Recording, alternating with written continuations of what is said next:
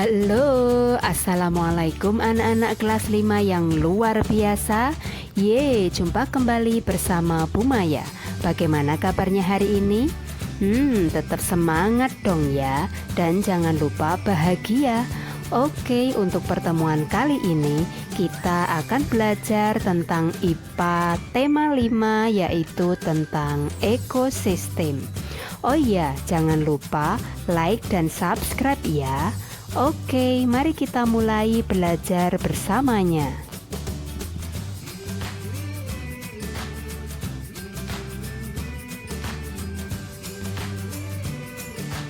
Tahukah kamu bahwa semua makhluk hidup itu memerlukan lingkungan tertentu untuk memenuhi kebutuhan hidupnya, seperti yang terdapat pada gambar berikut. Sebelumnya, tahukah kamu apa itu lingkungan? Lingkungan adalah segala sesuatu yang ada di sekitar makhluk hidup. Lingkungan terdiri atas biotik dan abiotik. Biotik adalah lingkungan yang berupa makhluk hidup, seperti tumbuhan, hewan, dan makhluk hidup lainnya. Sedangkan abiotik adalah lingkungan yang berupa benda tak hidup. Contohnya adalah air, tanah, batu, matahari, udara, dan sebagainya. Bagian hidup dan tak hidup di sebuah lingkungan saling berinteraksi dan saling bergantung satu sama lain. Contohnya, matahari dapat menghangatkan udara, air, dan tanah agar mencapai suhu yang sesuai kebutuhan hidup makhluk hidup. Cahaya matahari juga membantu tumbuhan membuat makanan. Air dan tanah merupakan bagian penting dari sebuah lingkungan. Air yang turun dalam bentuk hujan meresap ke dalam tanah. Air di dalam tanah ini akan dimanfaatkan oleh tumbuhan yang hidup di atasnya dan makhluk hidup kecil lainnya yang hidup di dalam tanah. Ekosistem adalah interaksi atau hubungan antara biotik atau makhluk hidup dengan abiotik atau benda tak hidup pada sebuah lingkungan.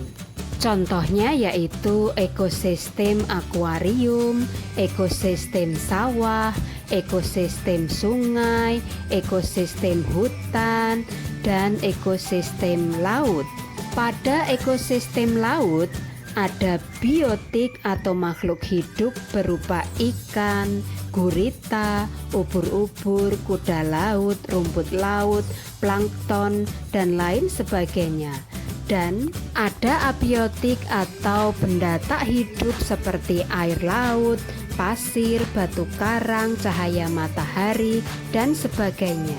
Biotik dan abiotik tersebut saling berinteraksi atau saling berhubungan, sehingga membentuk sebuah ekosistem laut. Ekosistem terdiri atas individu, populasi, dan komunitas. Individu adalah makhluk hidup tunggal. Contohnya seekor kambing, sebuah pohon mangga, dan sebagainya. Kemudian, habitat adalah tempat individu tersebut tinggal. Sedangkan populasi adalah kumpulan individu sejenis yang menempati daerah tertentu. Contohnya dalam ekosistem laut terdapat populasi ikan atau kumpulan ikan, dan terdapat populasi rumput laut atau kumpulan rumput laut, dan terdapat populasi kuda laut atau kumpulan kuda laut. Kemudian komunitas adalah kumpulan beberapa populasi makhluk hidup yang menempati daerah tertentu.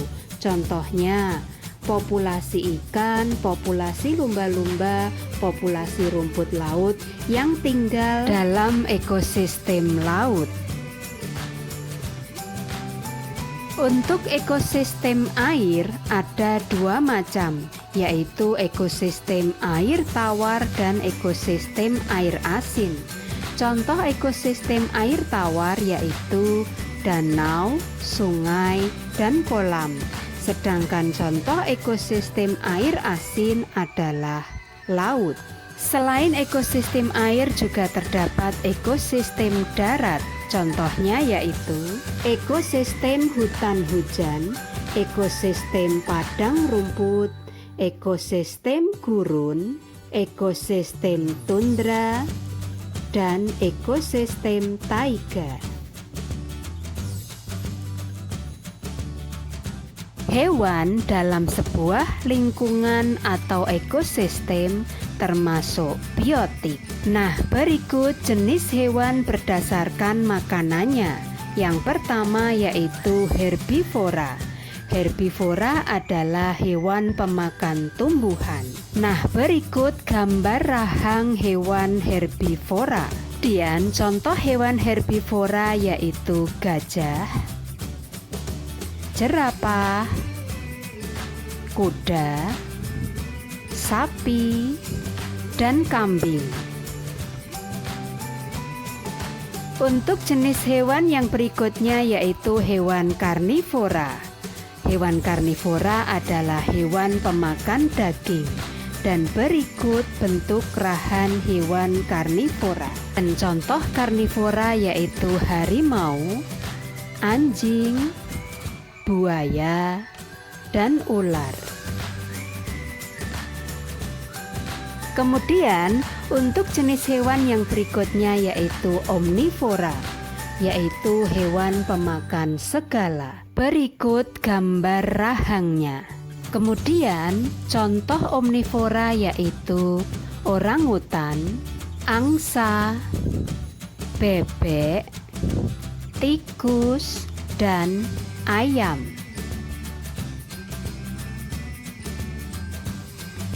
Dalam proses pertumbuhan dan perkembangannya, hewan mengalami daur hidup. Daur hidup adalah tahapan pertumbuhan dan perkembangan seekor hewan. Berikut contohnya: daur hidup ikan, daur hidup kadal, daur hidup kupu-kupu, dan daur hidup kecoa. Dalam daur hidup hewan, ada yang mengalami metamorfosis dan ada yang tidak mengalami metamorfosis. Metamorfosis adalah hewan yang mengalami perubahan bentuk selama masa pertumbuhan dan perkembangannya. Contohnya yaitu kupu-kupu dan kecoa. Untuk selanjutnya, metamorfosis itu ada dua macam jenisnya.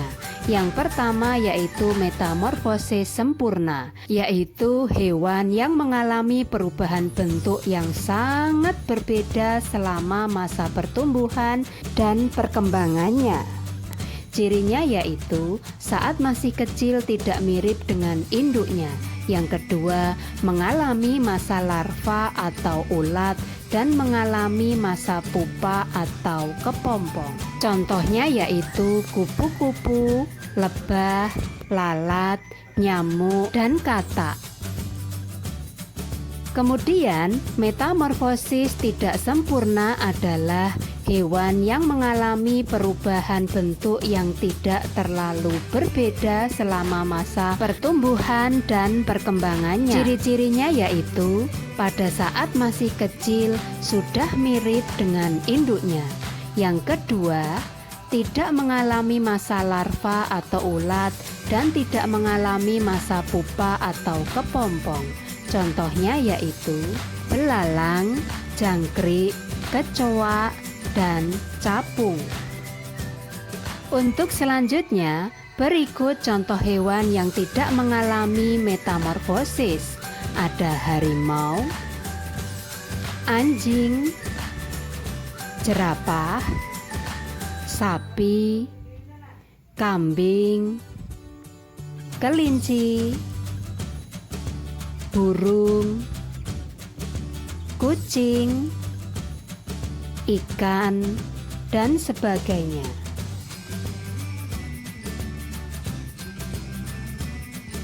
Tahukah kamu bahwa ekosistem mengalami perubahan sepanjang waktu? Komponen-komponen di dalam ekosistem dapat mengalami peningkatan maupun penurunan jumlah.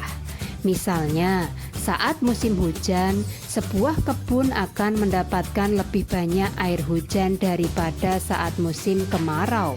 Tanaman pun tumbuh dengan baik. Tikus-tikus tanah juga akan mendapatkan makanan lebih banyak sehingga populasi tikus tanah meningkat. Populasi ular tanah pun juga meningkat karena makanannya yaitu tikus tanah juga melimpah.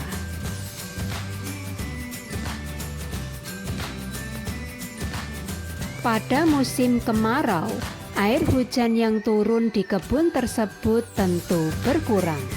Tanaman tumbuh lebih lambat, makanan yang dihasilkannya juga lebih sedikit, sehingga mengakibatkan menurunnya populasi tikus tanah.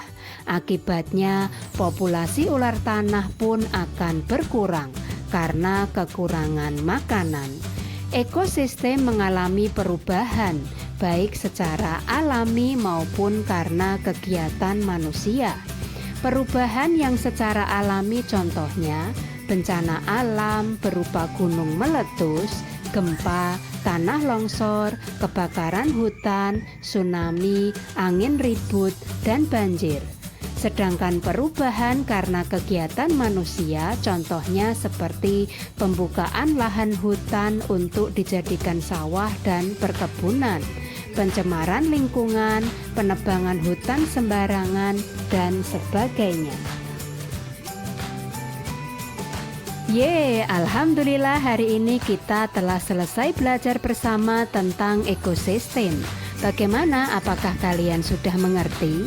Wow, kalian memang luar biasa.